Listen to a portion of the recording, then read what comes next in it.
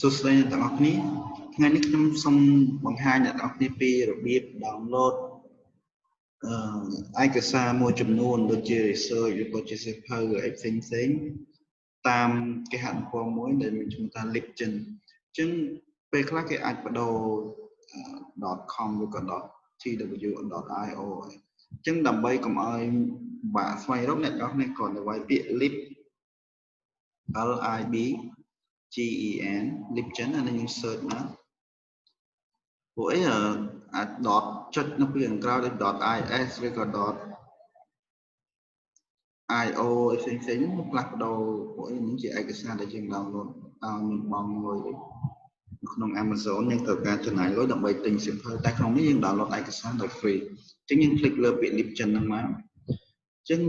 ក្នុងនេះវាមានផ្ទាំងកន្លែងយើងមានបតុងចុចច្រើនដូចជា forum download upload ទាំង upload ជា file ឬក៏យើងមាន other category ឬក៏យើង download តាម topic អ្នកទាំងអស់គ្នាអាច download តាម technology យើង select ទៅយើងមានប្រភេទជាឯកសារទាក់ទង technology ទាក់ទង computer literature physical education ឬក៏ economy linguistic ឬក៏ education ផ្សេង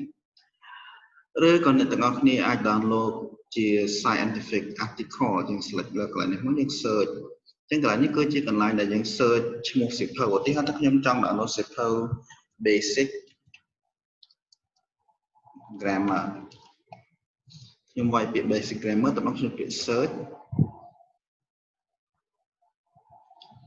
តមកវាបង្ហាញលទ្ធផល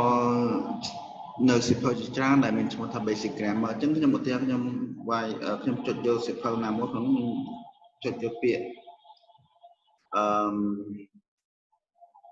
ជាមួយខ្ញុំសូមជ្រើសសៀវភៅណាដែលរៀនថ្មីបន្តិចយកមួយនេះ basic English grammar for English language learner ខ្ញុំចុចលើឈ្មោះហ្នឹងមកតមកវារត់មកផ្ទាំងបែបនេះជា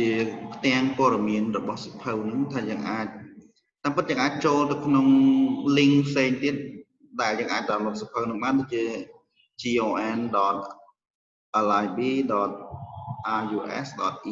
ឬក៏យើងចូល libgen.lc ឬក៏យើងចូល z library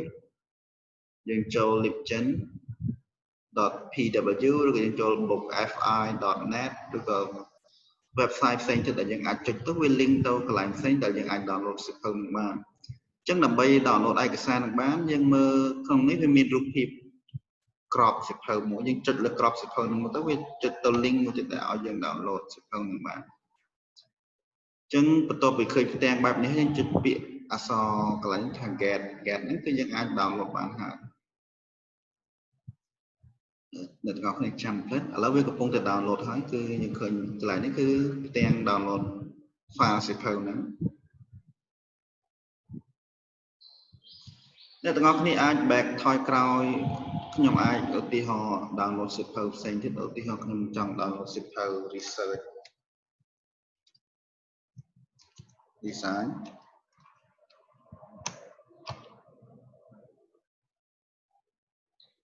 ឃើញវាចេញបែបនេះមកយើងមានក្នុងនេះខ្ញុំឧទាហរណ៍ខ្ញុំចង់ download សៀវភៅមួយនេះ research